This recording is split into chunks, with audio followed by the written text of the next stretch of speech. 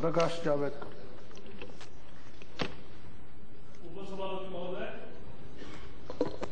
ये एक काले धन की और जो पैसे की हेराफेरी होती है उसको रोकने के लिए ये बिल लाया गया है। This is to prevent the money laundering and it is further amendments. मुझे पहले ही एक कहना है कि जैसे मंत्री महोदय ने कहा कि ये बिल में विदेशी यानी we are joining ourselves to the global system, और इसके लिए there are 2-3 terms which have been used as corresponding law, reporting entity, and bill expands the definition of offense under money laundering to include activities like concealment, acquisition, possession and use of proceeds of crime. जैसे मंत्री महोदय ने कहा, यह स्थायी समिति में गया और स्थायी समिति ने इस पर बहुत सुझाव दिए, अच्छे सुझाव दिए। And at the outset, I must bring out this good fact of the democracy working through standing committees. Many times, people watching the television get the impression that in parliamentarians and MPs do no work at all. But as we are all experiencing through our standing committees, consultative committees and other forums and committees, we work so hard. On each bill, committee spends at least 7 to 10 sittings, spends 30 to 40 hours, and it's a mini parliament, and there is a unanimity of views. So after listening to all stakeholders, we come to a conclusion through standing committee. And at least on this bill, I am happy that majority of the recommendations of the standing committee have been accepted by the minister. The committee recommended that the clause be redrafted, that the criminal court outside India, under the corresponding law of the respective country, finds that offense of money laundering has not taken place. अगर विदेशी court ने कहा कि भाई ये money laundering का case नहीं है, तो भारत के कोर्ट ने जो जब्त की हुई जो रकम होगी वो भी वापस करनी पड़ेगी। ऐसे पहले बिल में प्रोविजन था। मुझे लगता है he must have corrected it, but I must note it that this was the recommendation of the standing committee. Standing committee ने और भी कहा कि planning coordination between enforcement agencies, क्योंकि मैं उसी पर आने वाला हूं क्या करते हैं। Committee suggested that under invoicing of exports and over invoicing of imports are also major factors contributing to money laundering. Committee recommended that clients may also declare beneficial ownership while undertaking transactions. Committee also recommended that appropriate declaration from the customers holding the safe deposit lockers in banks may also be secured. Many suggestions have given, and if I have to believe the minister, he has accepted majority of them, but still other members also will discuss and will bring out the facts. लेकिन sir, कानून से केवल काम नहीं होता, कानून बनाने से कानून का अमल होता है कि नहीं और कैसे होता है, यह मुद्दा है। और अमल तभी होगा जब राजनीतिक इच्छा शक्ति है, और इसलिए कानून एक तकनीकी प्रक्रिया है। आपकी राजनीतिक इच्छा काले धन से जुड़े मुद्दे से, इस मुद्दे पर मैं पहले विचार रखना चाहता हूं। सर, अभी एक खुलासा हुआ था और उसमें बात सामने आई कि फ्रांस सरकार ने 700 अकाउंट के नाम जो HSBC में थे, जिनीवा बैंक में, उसकी सूची पूरी भारत सरकार को दी। लेकिन भारत सरकार कहां का कॉन्फिडेंशियलिटी क्लॉज लेके बैठी है कि उसको छिपा रही है, नामों को उजागर नहीं कर रही, और क्या कार्रवाई हो रही वो भी नहीं बता रही। मैंने सवाल पूछे, इसी सत्र में सवाल पूछे कि भाई ये मनी लॉन्ड्रिंग का, और अभी जो खुलासा नया हुआ उसमें तो साफ हो गया। Sir, let me put on record that the income tax officers have taken statements of the accused whose names appear in HSBC bank account list of 700 supplied by the French government to Indian government. वो 700 account जो है उसके मालिकों के statements लिए income tax officers ने, और witnesses उनको अभी बोलते हैं। तो उन्होंने क्या स्टेटमेंट दिया कि भाई हम तो कुछ नहीं किया, हमने HSBC में यहां नई दिल्ली में अकाउंट खोला, मुंबई में अकाउंट खोला, और हमने फोन किया उनको कि हमारे पास 5 करोड़ पड़े हैं, 50 करोड़ पड़े हैं, ले जाओ। तो वो आए, रुपये लेकर गए, और वहां हमारे जिनीवा के अकाउंट में डॉलर जमा हो गए। और आगे उन्होंने कहा कि जब हमें कभी पैसा लगता है तो हम HSBC को फोन करते हैं और वो जिनीवा से डॉलर निकाल के हमें यहां भारत में घर में रुपये पहुंचाते हैं। सर, ये मनी लॉन्ड्रिंग का सबसे वर्स्ट केस है। So my first question to the finance minister कि क्या यह सच है कि नहीं कि 700 अकाउंट के जांच में कुछ अकाउंट धारक और विटनेसेस ने ये अपनी जबानी में, अपने स्टेटमेंट्स में इनकम टैक्स ऑफिसर को ये बताया है कि ये मुझे पहले जवाब है, क्योंकि अगर बताया है तो इससे ज्यादा कोई केस हो ही नहीं सकती। फिर HSBC में सरकार ने क्या कार्रवाई की? सर, आपको पता होगा, पिछले सप्ताह आपने पढ़ा होगा, अमेरिका में HSBC ने ऐसा ही काम किया। अमेरिका ने ऐसा डंडा चलाया कि 12,000 करोड़ रुपए, $2 बिलियन, $1.9 बिलियन, इतना जुर्माना देने को HSBC राजी हो गया और अब कोर्ट के बाहर सेटल करने का प्रस्ताव रखा है। सर, HSBC बैंक ने 12,000 करोड़ रुपए जुर्माने के रूप में अमेरिका को दिए, क्योंकि अमेरिका में सोते में भी दंड जागता है और यहां दिन में भी दंड सोता है। ये फर्क है, ये यहां का और वहां का फर्क जो है वो ये है। सर, आप समझ लीजिए, अमेरिका ने एक डंडा चलाया और जो भी मनी लॉन्ड्रिंग में इन्वॉल्व है, ड्रग्स में, टेरर मनी में, उसके संशय के आधार पर जिन बैंकों पर कार्रवाई की और जिन बैंकों ने सेटलमेंट करके जुर्माना अमेरिका को दिया है उसकी लिस्ट सुनो। HSBC 1.9 billion, Standard Chartered bank $667 million, ING bank $619 million, Credit Suisse $536 million, RBS means ABN AMRO $500 million, Lloyds Banking Group $350 million and Barclays $298। हम अंधाधुंध तरीके से विदेशी बैंकों को यहां आने दे रहे। मैं केवल बैंकों के खिलाफ नहीं हूं, लेकिन जो बैंक इस तरह की हरकतें करते हैं दुनिया भर में, उनको आप बिना चेक के क्या किया HSBC पर कार्रवाई कैसे चल सकती है ऐसी बैंक? जो 700 अकाउंट आए हैं, ये this is tip of the iceberg sir. ये 70,000 अकाउंट है काले धन के, और मैं नहीं बोल रहा हूं, ये आपके IB के पूर्व प्रमुख जो थे डायरेक्टर, उन्होंने कहा कि इंडिया का ब्लैक मनी और स्टैश्ड अवे मनी जो है विदेशों में और जिसका मनी लॉन्ड्रिंग होता है वो $500 बिलियन है। वो उनका अनुमान है अनुभव के आधार पे। लेकिन आपने एक व्हाइट पेपर निकाला, उस white paper is a no paper sir, because white paper में एक भी आंकड़ा नहीं है, अंदाज नहीं लगा सकते। ये बताने के लिए 50 पेजेस खर्च किए हैं कि हम अंदाजा नहीं लगा सकते कितना काला धन है। ये बताओ, अंदाजा लगा सकते हैं, लेकिन हमारी इच्छा नहीं है कि उसके खिलाफ कोई कार्रवाई करे, और इसलिए आप नहीं कर रहे। और इसलिए सर, कल भी आपने एक खबर पढ़ी होगी that some authorities and officers have busted a racket which is indulging into the money laundering money generated from drugs traffic, Mizoram से लेकर सब जगह ड्रग्स का कितना प्रचलन हुआ है आपको पता है।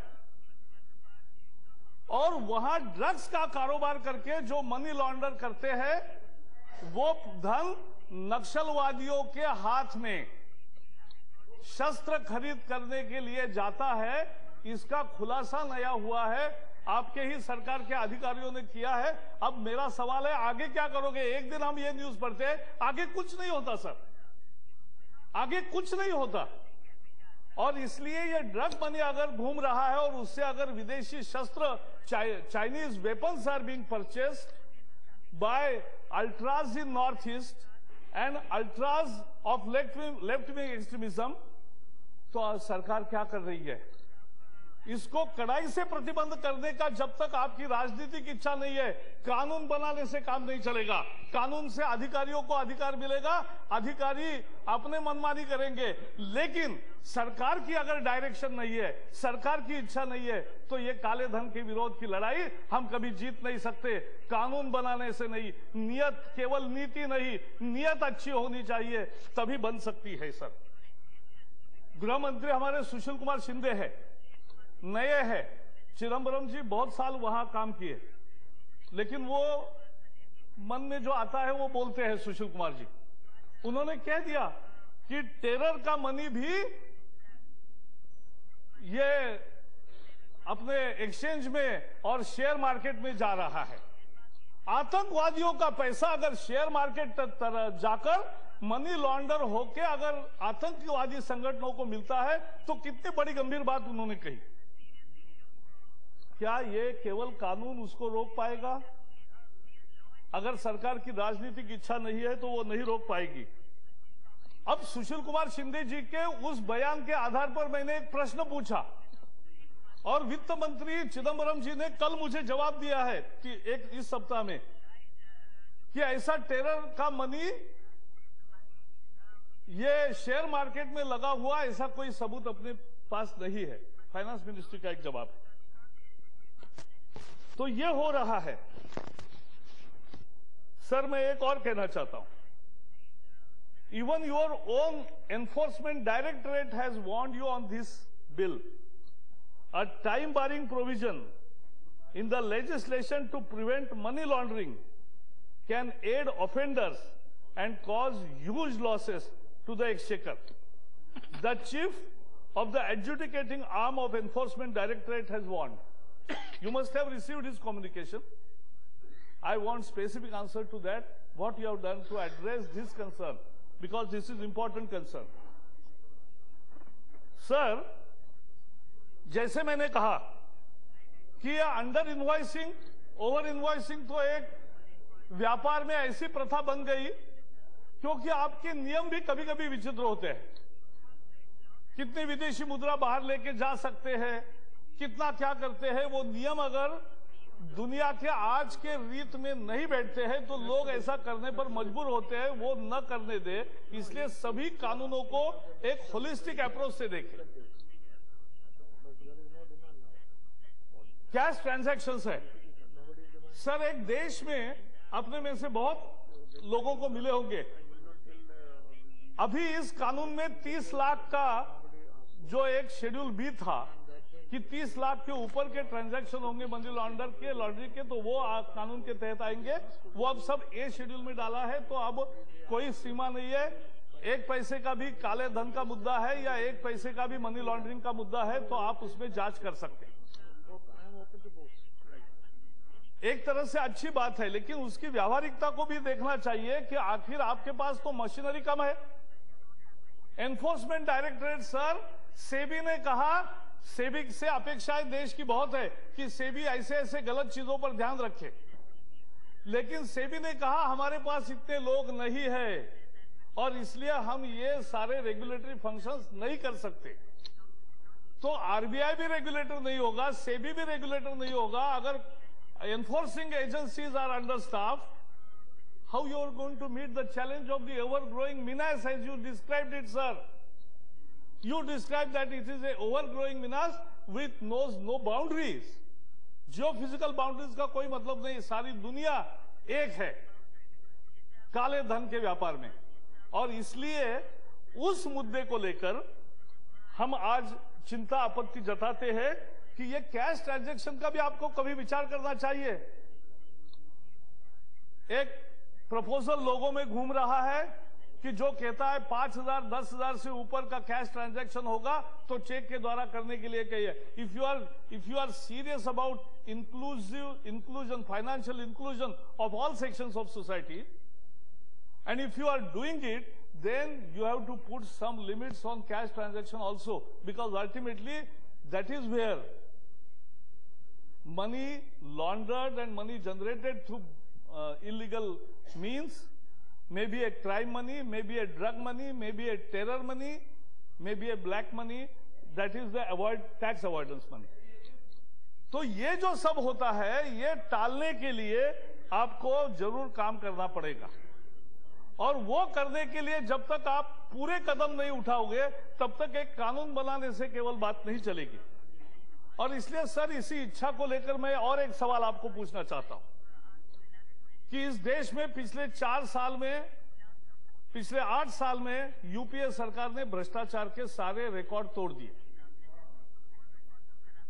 और सीडब्ल्यूजी का घोटाला देखा, 2G का घोटाला देखा, अभी एक नया वीवीआईपी हेलीकॉप्टर का घोटाला आया है सर। उसमें भारत के अधिकारियों को या पॉलिटिशियन को पैसे दिया, ये इटली में जो आदमी पकड़ा है वो बता रहा है। सर, मैंने उस पर भी प्रश्न पूछा, उसका जवाब आया कि इटली सरकार को हमने एक पत्र लिखा है लेकिन उसकी जानकारी अभी तक मिली नहीं। अब इटली से जानकारी पाना आपको इतना कठिन है अभी? क्यों कठिन होगा? किसी भी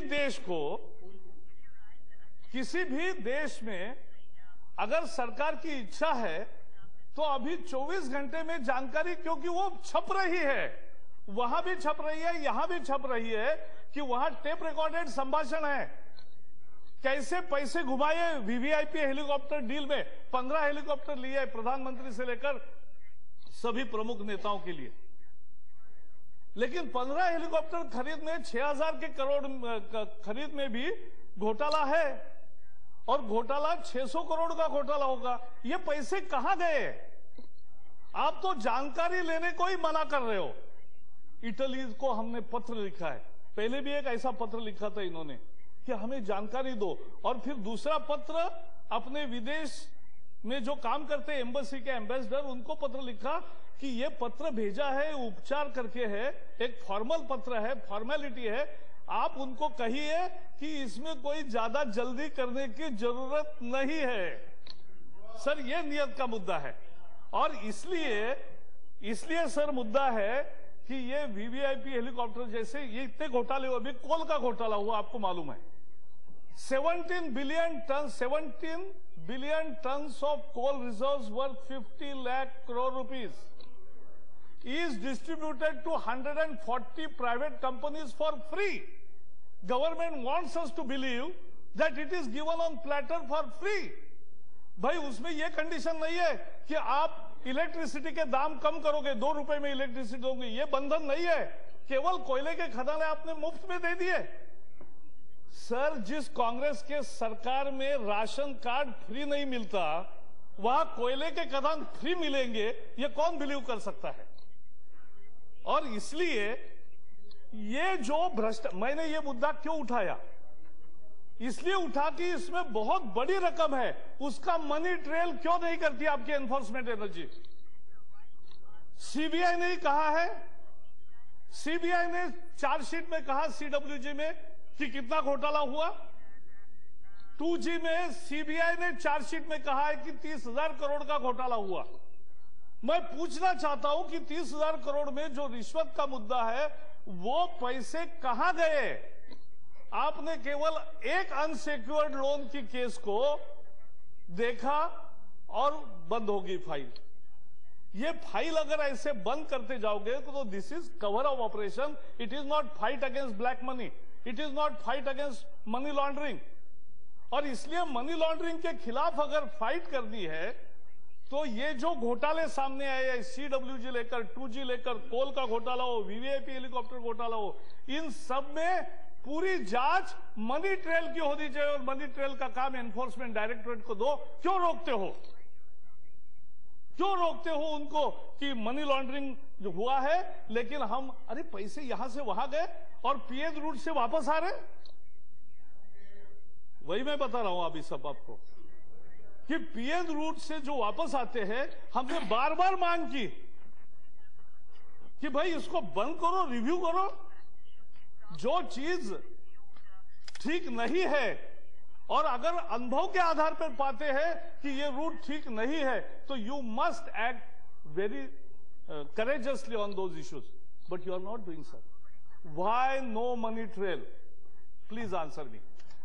If you can't answer, if you can't trail the money, then you can't win the war against black money, corruption, drug, crime and everything. Real estate में पैसा है, रियल एस्टेट में इसका पैसा लगा है, वो भी खबर आई है। आप तो देखते होंगे लोग उसके खुलासे क्यों नहीं होते। किसी को गिरफ्तारी हुई, किसी को सजा हुई, यह अपने देश में कभी नहीं होता सर। वहां इनसाइडर ट्रेडिंग के आरोप में भी बड़े बड़े लोगों को 2 साल की सजा तुरंत लग गई,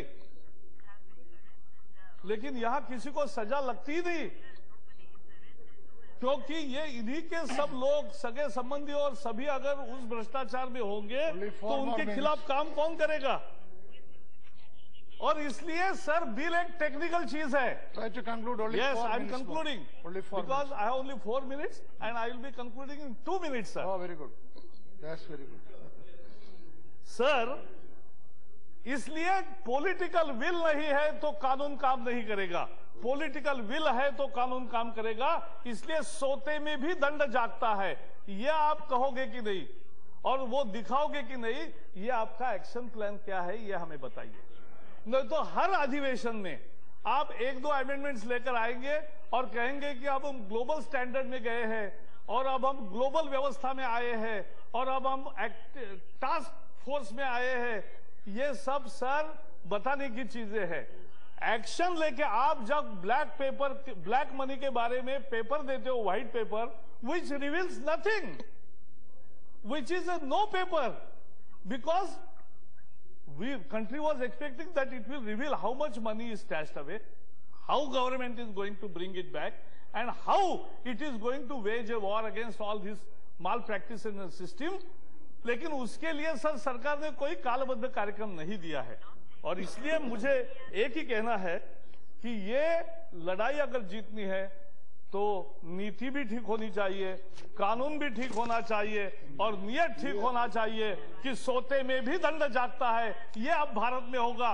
अगर काम शुरू करना है तो HSBC बैंक से शुरू करो और इसी महीने में दिखा दो कि भारत भी कुछ एक्शन कर सकता है। अरे आप वैसे भी आपको फिस्कल डेफिसिट पड़ा है, $2-3 बिलियन आपको भी मिल जाएंगे, क्या बुरा होगा। कर लो ये प्रण कि हम एक्शन करेंगे। And the best customer available at this moment of time is the HSBC bank. Whether minister is going to take action on it और not is my issue. And thank you very much. Thank you, Mr. Javed Kardi.